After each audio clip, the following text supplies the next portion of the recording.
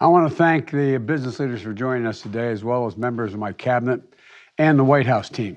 Before getting an update from my supply chain task force, I want to say a word about the progress our economy's made this year. Breaking news with the fourth stimulus check, everybody. Here's what I want you to know. A guaranteed basic income pilot program is moving in the city of Rochester. It was proposed by the former mayor. The 2-year pilot program will provide $500 a month to families that live at or below the federal poverty level. The next year, a different set of families will be given $500 per month, and the pilot program would cost $2.2 million and be funded by money from the American Rescue Plan Act. The Rochester City Council approved the plan Tuesday, when the former mayor submitted it on her final day in office. According to the most recent U.S. Census data, 31% of Rochester City residents are living in poverty. Stockton, California was one of the first cities to test the program out. In 2019, people living in neighborhoods at or below the city's median income were given part of the Stockton Economic Employment Demonstration.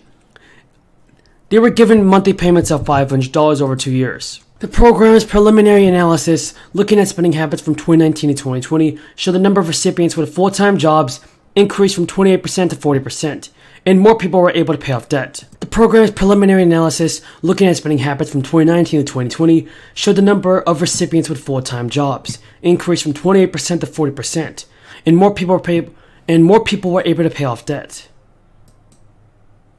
The largest spending category each month was food, followed by sales, which were also likely food purchases at wholesale clubs and larger stores like Walmart and Target. Then utilities and transportation. The analysis reports emotional health and overall well-being of recipients increased.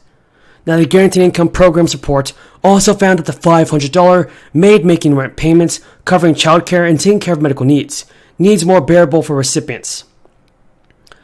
But it was not nearly enough to cover the exorbitant cost of these necessities. The IRS began the distribution of the 6th round of direct payments for the expanded child tax credit in the middle of December, with concerned families around the United States realizing that it was the final batch.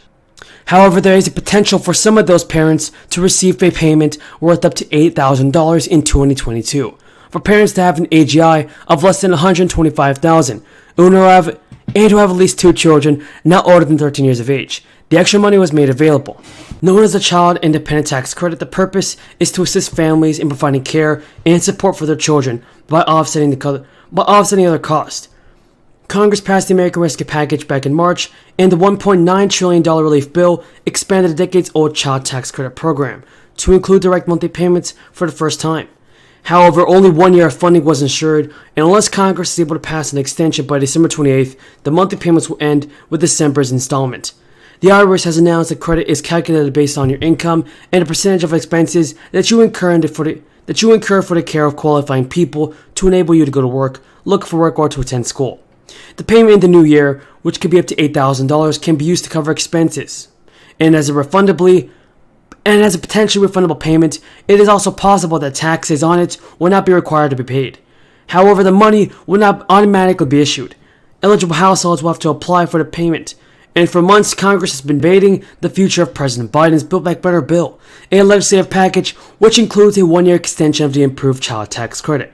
But regardless of whether that expansion materializes, the child tax credit recipients will have a credit claim when they file their taxes in 2022. The remaining 6 months of the expanded child tax credit will come as a single end-of-year tax credit to be claimed when filing taxes in 2022. This means that parents still have a tax credit worth up to $1,800 per child to reduce the 2021 tax bill. Thank you for your support, everybody. If you have any more questions, leave them in the comments below. 30% compared to before the pandemic, and the fastest economic growth in nearly 40 years. There's more as well. Today, America is the only leading economy in the world where household incomes and the economy as a whole are stronger than they were before the pandemic, even accounting for price increases. The economy I inherited nearly a year ago wasn't just in crisis. It wasn't working for working people. I told you that's the reason I ran. It's about time the middle class and working class people got a shot. Year after year, economic growth was too low, wages for the middle class were stagnant, and the number of people starting new small businesses was declining.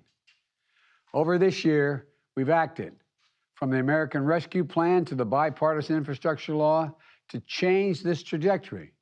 to build an economy from the bottom up and the middle out, and to finally give, and by the way, when that occurs, wealthy people do very, very well. We're not trying to punish anybody.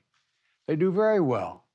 Working people in this country, the wages and benefits they deserve, is about time they start to see it. To create an economy with more innovation and faster growth. And we're making progress. We got a way to go, we're making progress. Still, top of mind for me is what is top of mind for so many families, the pinch of prices and the cost. Look, addressing these costs has been and will continue to be my top priority the entire administration. And the way to do this is not to slow down our economic turnaround, not to step back from all this progress, but to build on it.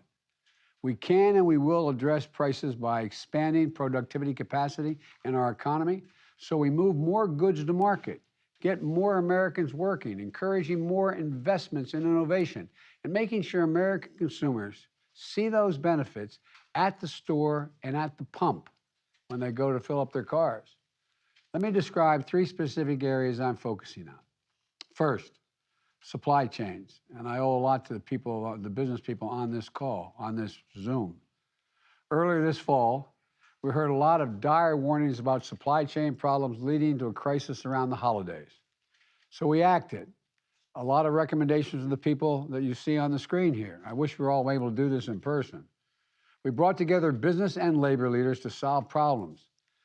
And the much predicted crisis didn't occur. Packages are moving, gifts are being delivered, shelves are not empty. Experts in this field look at 2 statistics for retail inventories, which is how many good retailers have on hand, and on-shelf availability, which measures how many goods are actually on the shelves there to be purchased.